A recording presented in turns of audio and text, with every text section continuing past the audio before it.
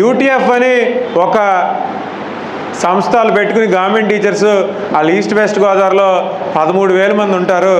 వాళ్ళు మొత్తం state wide 10 ఎమ్మెల్సీలు వాళ్ళు గెలిచి వాళ్ళ యొక్క ప్రాబ్లమ్స్ని చట్టసభల్లో గట్టిగా ప్రభుత్వాలకి వినిపించే ప్రయత్నం చేస్తున్నారు. మనం వాళ్ళకి 10 రెట్లు ఉంటాం, అవునా కదా? మనం వాళ్ళకి 10 రెట్లు ఉంటాం.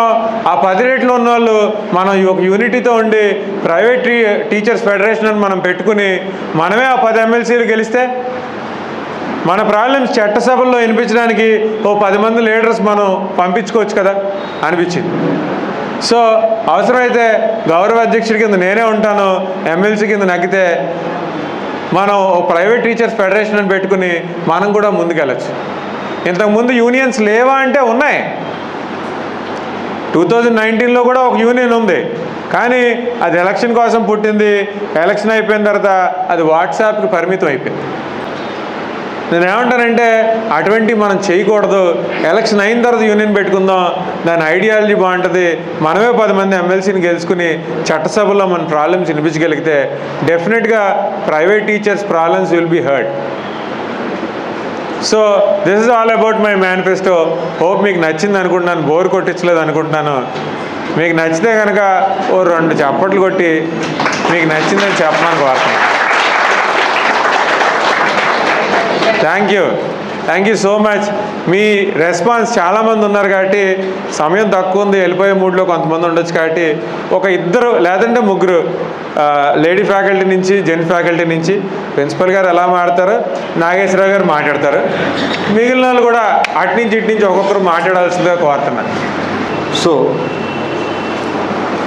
ఫస్ట్ యాజ్ ఎ లెక్చరర్గా నా కెరీర్ని రాజీవ్ గాంధీ డిగ్రీ కాలేజ్లో 1992 ఏప్రిల్ నుంచి స్టార్ట్ చేశాను.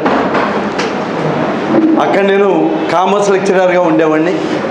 సన్నీ బన్నీ వీళ్ళ ఇంటికి వెళ్ళి మార్నింగ్ 3 o'clockకి లేపి ఎక్వేరియం వైర్లు అటువంటి వైర్లతో కొట్టి చదివించేవాడిని.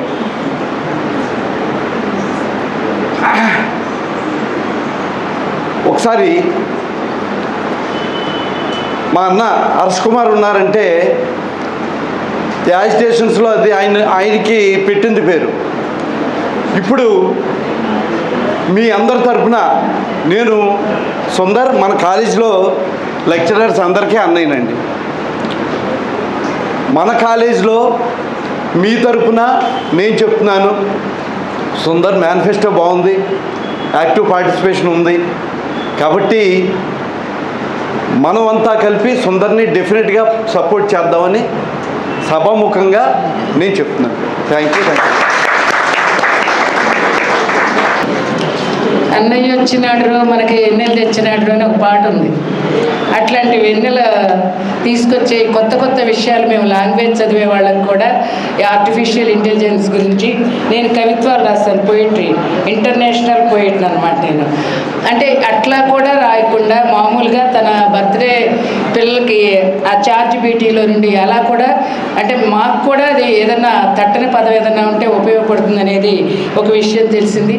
అలాగే పెన్షన్ గురించి వీటి గురించి నాకు తెలియదు, ఎవరు కూడా షేర్ చేసుకోలేదు ఆ ఫ్యాకల్టీ కూడా. అలాంటి విషయాలు తెలిసింది. ఇక్కడ కమ్యూనికేషన్ స్కిల్స్, లీడర్షిప్ క్వాలిటీస్ తనకు ఉన్నాయి, నాకు అలా అనిపిస్తుంది.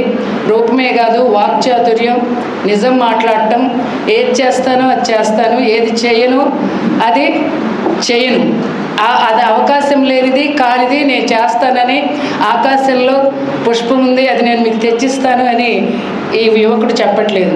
ఉన్నది ఏదో చేస్తాను, అది కూడా నిజాయితీగా నిజంగా మీరు నన్ను నమ్మినట్లయితే ఇట్లా నేను చేయగలుగుతాను, మీకు హెల్ప్ చేస్తాను, ప్రతి ఒక్కరికి సాయం చేస్తాను, ముఖ్యంగా విద్యార్థులకి. మనం యువకులకి ఇస్తే ఒక జార్జ్ బెర్నార్డ్ షా నుండి నేటి వరకు నేను అమెరికా ప్రెసిడెంట్ వరకు భయపడేది ఒక్క దేశానికి, అది భారతీయం. భారతదేశం. ఆ భారతదేశంలో ఇలాంటి యువకుల చేతిలో మనం భవిష్యత్తు పెడితే, నమ్మి పెడితే, ఇప్పుడు కనుక చేయలేదనుకో మళ్ళీ రీకాల్ ఉంటుంది కదా, అప్పుడు చూసుకుందాం మనం. ఇప్పుడు చేస్తాడనే నేను నమ్ముతున్నాను. ముఖ్యంగా అన్నయ్య కరెంటు తీగ ఉపయోగించాడండి దీని మీద, అందుకని అలాంటి కరెంటు తీగ మన ముందుకు వచ్చింది. ఇక ఆ కరెంటు తీగ ప్రభుత్వాన్ని షేక్ చేసి మనకి ఎలాంటి ప్రయోజనాలు అందిస్తుందని తెలియజేస్తూ స్వస్తి. ఖచ్చితంగా మీరు గెలుస్తారు. All the best. యాక్చువల్గా మా నాన్నగారి శిష్యులు మేము హర్షకుమార్ గారితో తిరిగి ఉన్నాము ఒక యూత్లో ఉన్నప్పుడు. ఇప్పుడు మనం చూస్తుంటే అన్నయ్య గుర్తొస్తున్నాను నాకు. నేను అన్నతో అన్న ఏదో మాట్లాడుతుంటే ఎలాగైతే ఫీల్ అవుతామో అలాగే నేను ఫీల్ అయ్యాను. హర్షకుమార్ అన్నతో మాట్లాడినట్టే మేము మర్చిపోనే మనిషి వ్యక్తి హర్షకుమార్ అన్న. అలాగే మీరు కూడా ఆ యొక్క సేవలు మాకు చేస్తారని మేము కోరుకుంటున్నాం. ఎందుకంటే మీరు ఇందాక కరోనా గురించి చెప్పినప్పుడు నాకు ఒక చిన్న ఇన్సిడెంట్ గుర్తొచ్చింది. నేను రావులపాలెం నుంచి రిటర్న్ వస్తున్నాను, రాజమండ్రి వస్తున్నాను కరోనా టైంలో, లాక్డౌన్ టైంలో. ఆ టైంలో బ్రిడ్జ్ ఎక్కే దారిలోని అరటిపళ్ళు అమ్ముతున్నారు, చక్కెరకేళి అరటిపళ్ళు. ఒక ఆయన నేను అతను 80 రూపాయలు ఎంతో చెప్పాడు సమ్ అమౌంట్. అయితే నేను ఏమన్నానంటే బేరం ఆడుతున్నాను. ఆయన ఏమన్నానంటే sir if you don't mind like అన్నాడు ఆయన, if you don't mind sir మీకు కుదిరితే నేను చెప్పిన రేట్ ఇవ్వండి, లేకపోతే ఫ్రీగా తీసుకెళ్ళిపోండి అన్నాను. అందుకని ఆయన వాడిన ఇంగ్లీష్ పదం నాకు డౌట్ వచ్చి సార్ మీరు ఏం చదువుకున్నారని అడిగా. ఆయన లెక్చరర్ అని చెప్పారండి. అయితేప్పటికి ఆ కరోనా టైంలో లెక్చరర్ రోడ్డు మీదకి వచ్చి చక్కెరకేళి అరటిపళ్ళు అమ్ముకుంటాడంటప్పటికి నాకు చాలా బాధ అనిపించింది. అలాంటి ఇంకొకసారి అలాంటి కరోనాలు వచ్చినా సరే యాజ్ ఏ గ్రాడ్యుయేట్గా మేము ఎదుర్కోవడానికి మీకు మాకు ధైర్యం ఇస్తారని కోరుకున్నాను సార్. Thank you. చాలా మంచి ఎగ్జాంపుల్ చెప్పారు సార్. అటువంటి పేపర్లో కూడా చూసి మనసు చలించిపోయేది. ఫైనల్గా నేను మిమ్మల్ని అందరినీ అడిగేది ఏంటంటే, మొదటగా నేను చెప్పాను నేను ఇక్కడికి ఓట్లు ఆడడానికి వచ్చానని. రెండోది మీ వాయిస్ నా వాయిస్గా చేసుకుని కౌన్సిల్లో వినిపిస్తానని. మీ వాయిస్ నా వాయిస్గా చేసుకుని కౌన్సిల్లో వినిపించాలి అంటే ప్రస్తుతానికి నా వాయిస్, నా మేనిఫెస్టో వాయిస్ చేసుకుని మీరు ఒక 10 మందికి చెప్పండి. ఎందుకంటే ఇది నెట్వర్క్. నేను ఇందాక చెప్పాను కదా, అందరి దగ్గరికి నేను వెళ్ళలేను. రాజమండ్రిలో కూడా చాలా తక్కువ కాలేజ్ తిరుగుతున్నాను. రాజమండ్రి సొంత ఊరు కాబట్టి ఇక్కడ అదొక అడ్వాంటేజ్ ఫీలింగ్ నాకు. కానీ మీరు ఒక్కొక్కరు కూడా, ఇది చాలా డిస్ట్రిబ్యూటెడ్గా ఉండే కాన్స్టిట్యున్సీ కాబట్టి ఒక్కొక్కరు బాధ్యత తీసుకుని ఒక 10 మందికి చెప్పండి. ఒక్క 10 మందికి చెప్పండి. సుందర్ అనే ఆయన వచ్చాడు, ఆయన స్టడీ చేశాడు, సబ్జెక్ట్ మాట్లాడుతున్నాడు. ఇలాగ మాట్లాడే గ్రాడ్యుయేట్ ఎమ్మెల్సీ క్యాండిడేట్స్ మీకు దొరకదు. That's impossible. నేను చెప్తున్నాను. ఇంకెవరన్నా నిన్న మొన్న ఇంకొక ఆయన ఎవరో వచ్చారు, అసలు మాట్లాడే అవకాశం కూడా లేదు, ఓన్లీ పాంప్లెట్లు పంచిపెట్టి వెళ్ళిపోయారని చెప్తున్నారు. మీకు వచ్చి ఉండుంటాయి ఆ పాంప్లెట్స్. సో నేను నా మేనిఫెస్టోలో కూడా ఫ్రంట్ పేజ్లో చూడండి రాసుకున్నాను, సమస్యల్ని అర్థం చేసుకుని మాట్లాడే నాయకుడే మనకు కావాలి. అది ఖచ్చితంగా మీ అందరి తరపున నేను అవుతానని చెప్తున్నాను.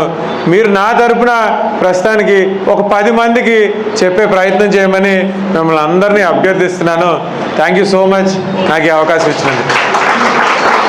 థ్యాంక్ యూ అండి. Thank you sir. Thank you. Thank you. Thank you. Thank you. Thank you అండి. Thank you madam. Thank you. Thank you అండి.